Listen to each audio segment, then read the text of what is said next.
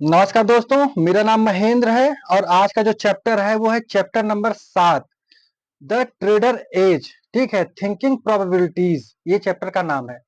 तो इसमें क्या है कि ट्रेडर कैसे सोचता है मार्केट में, इसके बारे में पहले चैप्टर, जब भी आप कोई चैप्टर पढ़ो तो पहले उस चैप्टर के बारे में समझो कि चैप्टर क्या कह रहा है। जैसे चैप्टर का क्या नाम है, the trader edge, the thinking in probabilities, यानी मार्केट में क्या होगा, मार्केट ऊपर जाएगा कि मार्केट नीचे रहेगा कि मार्केट पैरेलल रहेगा, ये कैसे सोचते हैं ट्रेडर, इसी के बारे में बताया गया है। तो क्या है, इसमें 4 पॉइंट दिए गए हैं। पैराडॉक्स, पहला चैप्टर में पहले पॉइंट में क्या बताया गया है, पैराडॉक्स। पैराडॉक्स क्या है, random outcome consistent result. Random outcome का मतलब यहाँ पे क्या हुआ, रैंडम आउटकम का मतलब ये हुआ जैसे आपके पास किसी प्रकार का कोई टेक्निकल एनालिसिस नहीं है, कोई सेटअप नहीं है। ठीक है, आप मार्केट में आए, आपने 1 लाख रुपए लगाए, 1 लाख का 1.5 लाख हुआ, आपने 50,000 काटा, आप चले गए। वो क्या हुआ, कुछ भी नहीं था, मार्केट ने आपको रैंडम दिया, आप इसमें खुश हुए। ठीक है, लेकिन ये तो गैम्बलिंग हुई। जैसे मैंने बताया, अगर आप इसे देखोगे तो ये तो जुआ हुआ ना, सीधा सीधा, कि मतलब हमने लगाया, पैसा आया, चले गए। क्यों, हमें प्रॉफिट क्यों हुआ पता नहीं, हमने एंट्री क्यों की थी हमें पता नहीं। तो ये क्या है, ये एक मतलब रैंडम है। रैंडम में दो चीजें होती हैं, या तो प्रॉफिट होगा या तो लॉस होगा। अब फिर क्या आता है इसका दूसरा पॉइंट, पॉइंट क्या है, कंसिस्टेंट रिजल्ट। देखो, जैसे आपने क्या किया, 1 लाख लगाया, 50,000 आया।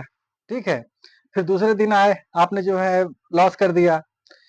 ये बेटर है कि आपने 1 लाख रुपए लगाए, 20,000 से ट्रेड कर रहे हो, डेली का 2,000 2,500 रुपए निकाल रहे हो। ये क्या हुआ, यह एक बिजनेस हुआ। तो क्या है, कांस्टेंट रिजल्ट, यानी जैसे आप ट्रेडिंग कर रहे हो तो आपके पास 5%, 10% जो आप निकालना जानते हो, यानी जो आपका एक परफेक्ट जो मास्टर प्लान है, आप उसी मास्टर प्लान पे काम कर रहे हो।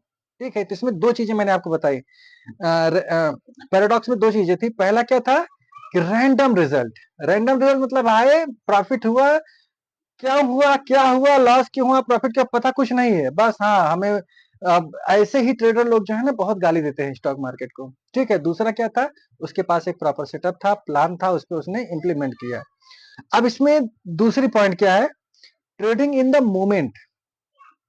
ट्रेडिंग इन द मोमेंट का मतलब क्या हुआ, मूवमेंट, गति।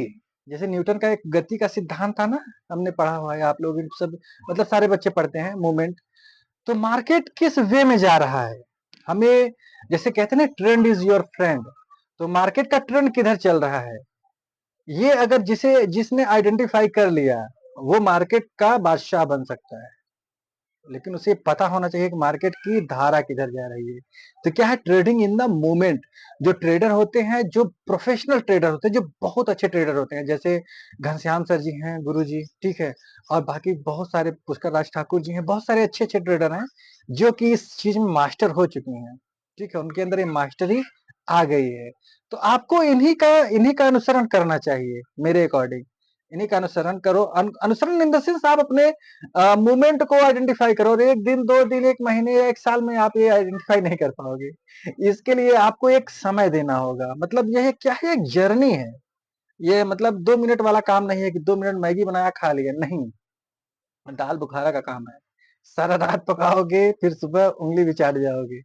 तो कहने का मतलब यह है कि धीरे धीरे धीरे धीरे आपको मूवमेंट पकड़ना आ जाएगा। फिर क्या है, मैनेजिंग एक्सपेक्टेशंस। ये बहुत इंपॉर्टेंट है, तीसरा पॉइंट है मैनेजिंग एक्सपेक्टेशंस। मतलब हमारी एक्सपेक्टेशंस मार्केट में क्या है, जैसे पहले में क्या है, रैंडम आया। रैंडम में क्या है, उसने 1 लाख रुपए लगाया, गलती से 1.5 लाख हो गया, निकल गया, कुछ पता नहीं था। दूसरा क्या था, पेशेंस वाला था, उसने कहा था कि मैं 5% रिस्क लूंगा, या 10%, 5% जो भी होगा मैं लेकर के निकल जाऊंगा। उसके अंदर क्या थी, कंसिस्टेंसी थी। ठीक है, तो हमारी जो एक्सपेक्टेशंस है, इसमें तीसरा पॉइंट जो बताया जा रहा है, हमारी एक्सपेक्टेशंस का हिंदी में मतलब हुआ कि हमारी जो एक्सपेक्टेशन एक्सेप्ट जो कर रहे हैं, मतलब हम कितना चाहते हैं, हमारी चाहत क्या है, उसे मैनेज करना होगा। जैसे आप 1.5 लाख, 1 लाख या 10 करोड़ जो भी लेकर के आप अमाउंट आ रहे हो, उसमें से आपकी एक एक्सपेक्टेशन फिक्स होनी चाहिए कि मैं इस अमाउंट में 2%, 3%, 10%, 5% जितना मिलेगा मैं इससे खुश हूं। तो आपको जो आपके एक्सपेक्टेशंस हैं, उसे आपको फिक्स करना होगा। Fix the desire. मार्केट तो बहुत ज्यादा देता है, लेकिन वो हमारी कैपेसिटी, मतलब हमारा रिस्क मैनेजमेंट, मनी मैनेजमेंट, ये सारी चीजें निर्भर करती हैं उस पे।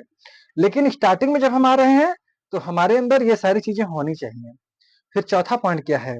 Eliminating the emotional risk. जैसे ये बहुत ही अच्छा पॉइंट है, इमोशनल रिस्क। जैसे हम क्या करते हैं ना, ट्रेडर ट्रेडर को इमोशनली नहीं होना चाहिए। जैसे पहले मैं इमोशनल का मतलब क्या हुआ यहाँ पे, जैसे कि आपने ट्रेड लिया, ठीक है, जैसे मार्केट मान लो 24,600 पे चल रहा है, ठीक है, और आपने देखा कि यार ये ट्रायंगल पैटर्न अच्छा सेटअप बना हुआ है, ठीक है, आपने जो है वहां पे ट्रायंगल सेट भी कर लिया, और आपने ट्रेड लिया भी, और आपने सोचा था कि मैं यहाँ पे आकर के इसे हटा दूंगा, यानी अगर ये मेरा एसएल हिट होगा तो मैं हट जाऊंगा। लेकिन वहां पे क्या होता है ना दोस्तों, ये जब ये फीलिंग्स जो है, ये सिर्फ ट्रेडर समझ सकता है, दूसरा कोई नहीं समझ सकता, कि जब हमें प्रॉफिट होता है, ठीक है, तो हम उसमें जल्दी निकल जाते हैं, लेकिन जब लॉस होता है ना, तो हम लोग उसमें बैठे रहते हैं। वो इमोशनल हो गया। और जहां आप इमोशनल हुए, मार्केट आपको मारना स्टार्ट कर देगा, और ऐसा मारेगा कि मतलब आप उठ नहीं पाओगे। इसलिए बिल्कुल रोबोट बन जाओ, नो इमोशनल। जैसे रोबोट में आप जो भी मतलब जो भी कुछ आप सब जो भी मतलब उससे आप करवाना चाहते हो, आप वो कर दोगे तो वही करेगा वो, ठीक है, जब तक कि आप उस पे कमांड्स चेंज नहीं करोगे। तो उसी तरीके से आपका दिमाग होना चाहिए, आपके अपने दिमाग में जो कमांड्स आपने दे दी है, वो कमांड से चेंज नहीं होना चाहिए। तभी आपका जो है इमोशनल रिस्क मैनेज होगा। तो मैंने इसमें आपको 4 चीज़ें बताई, मैंने नहीं, मार्क डगलस साहब ने 4 चीज़ें बताई, ठीक है? तो चारों चीज़ों को आप धीरे-धीरे अध्ययन करो। मेरा सिर्फ़ और सिर्फ़ ये उद्देश्य है कि जो भी इंट्राडे ट्रेडर बनना चाहता है, वो चीज़ों को समझे, जाने, पहचाने, एक्सपेरिमेंट करे, तभी जो है वो एक अच्छा ट्रेडर बन सकता है, और अपना करियर जो है इसमें बना सकता है। दुनिया की सबसे अच्छी फ़ील्ड मुझे स्टॉक मार्केट लगती है, ठीक है? इसका कारण क्या है?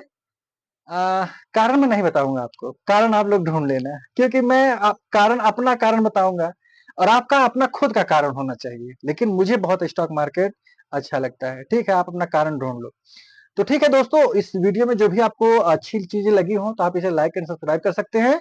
मिलते हैं नेक्स्ट वीडियो में, धन्यवाद।